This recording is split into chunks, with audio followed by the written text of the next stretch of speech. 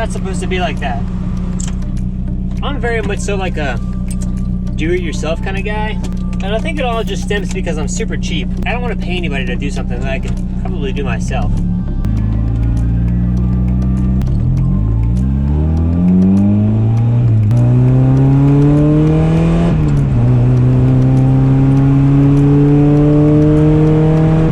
that being said, one of today's tasks is fixing this thing. It's just shifter pushing. Something super tiny. Should make this loosey-goosey thing a lot more shifter-like.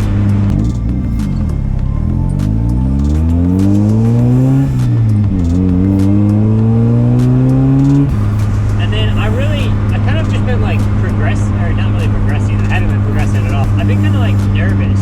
The next step is like kind of big and it's getting more involved and deeper into the build. And I've got to figure out how I'm going to do my plumbing, how I'm going to do my electrical. Look at this Yoo-hoo.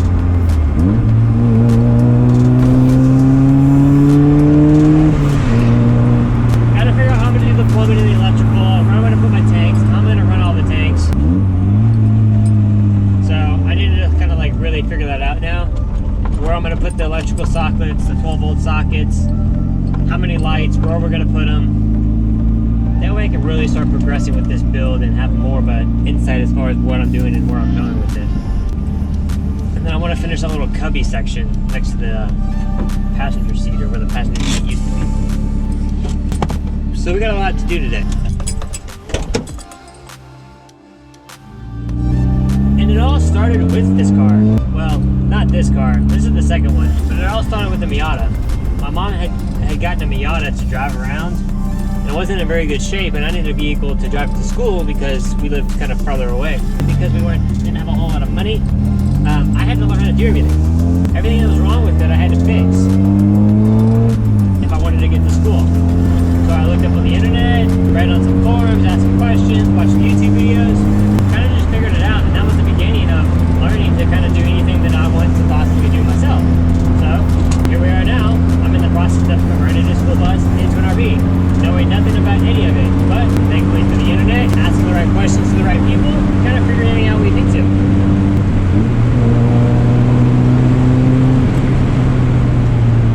Plus, if I break it, I can fix it, which is definitely a good thing, because I've broken a couple things. So today, I want to get this shifter fixed because it broke the other day and it's driving me bananas.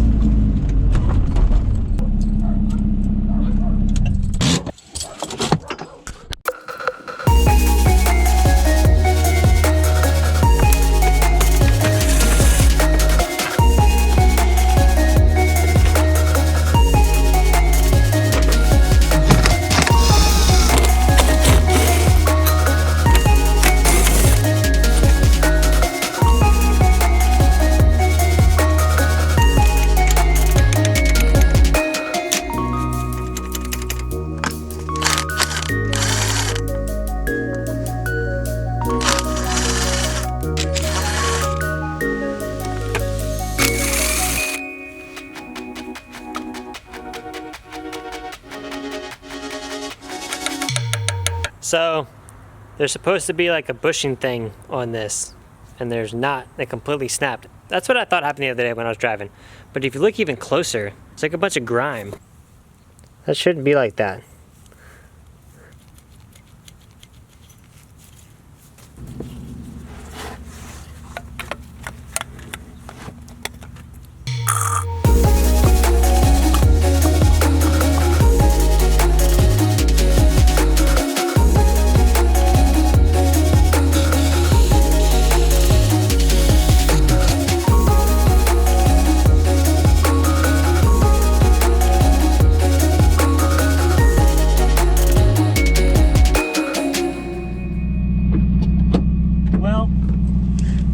Definitely full of some wins and some losses. Win number one, the shifter feels great.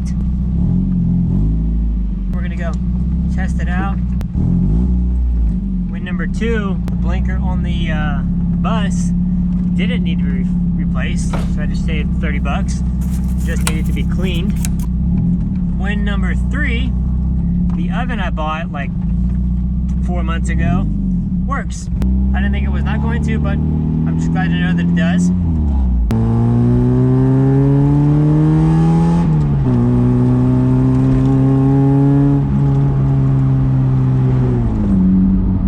Not a win. The RV heater doesn't work. The RV heater that I bought for $60 does not work. Which isn't terrible because I wasn't really planning on getting one anyways. So it would have been sweet if it did. I might try to find another solution. We originally were going to use our buddy heater and get a wood burning stove.